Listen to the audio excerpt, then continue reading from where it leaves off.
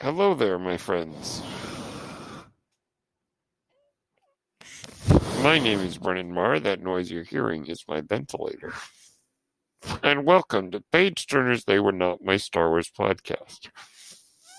Today we're going to talk about salvation and the Force, particularly in the cases of Anakin Skywalker and his grandson, Ben Solo. Yes. Now, with the recent events as seen in The Rise of Skywalker, there has been a lot of discussion about the redemption of Ben Solo. Ben Solo, as we know, died and became one with the Force.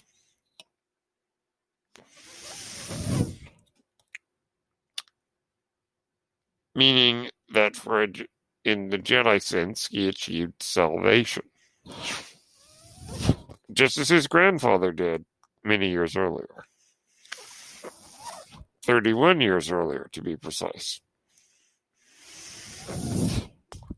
Now, a lot has been discussed about the concept of the character that makes a good choice at the end of their lives, or at the end of that person's life, and is saved in some fashion, is redeemed in the eyes of the audience, the eyes of the other characters. And there's been a lot of discussion about whether this is justified. Whether someone whose life was defined by bad choices, that if making a good choice is enough to save them. Well, let me be so bold as to say, none of us deserves salvation. Star Wars is great in terms of its theology,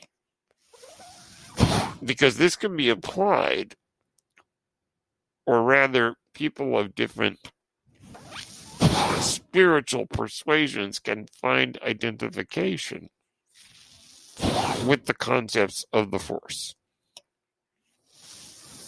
Meaning that me, as a member of the Church of Jesus Christ of Latter-day Saints, who believes in the doctrine of Jesus Christ, can find parallels between my own beliefs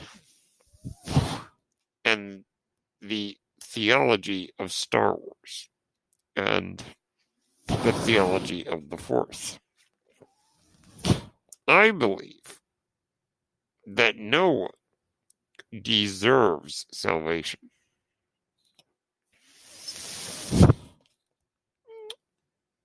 Nope.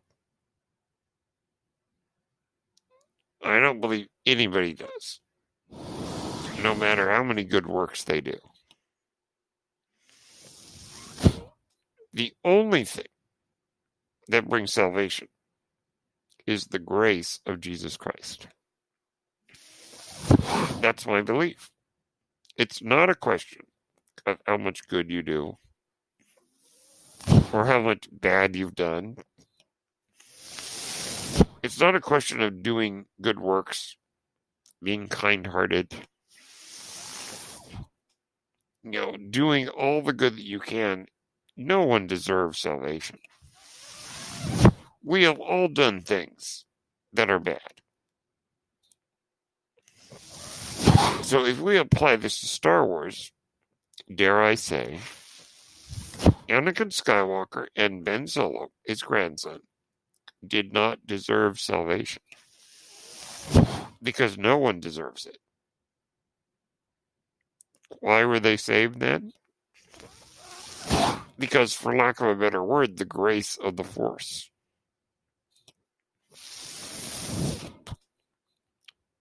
The Force is a living entity. I believe that there is enough evidence in the movies to suggest that the Force is alive and the Force has its own desires. For instance, because Luke Skywalker had shut himself off from the Force, the Force needed a way to restore balance.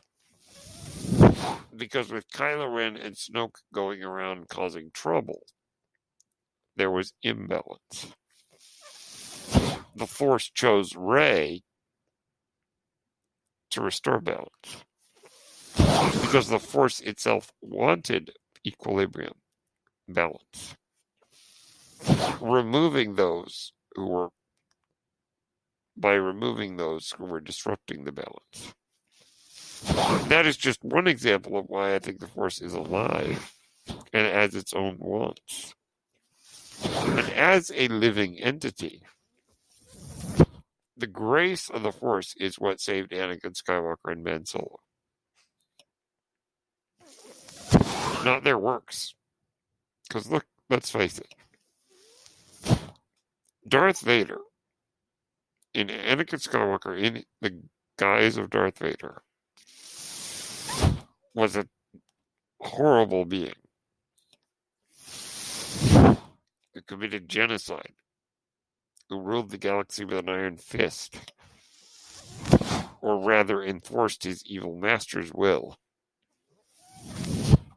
killing, probably ultimately responsible for the death of billions, if not trillions, of people.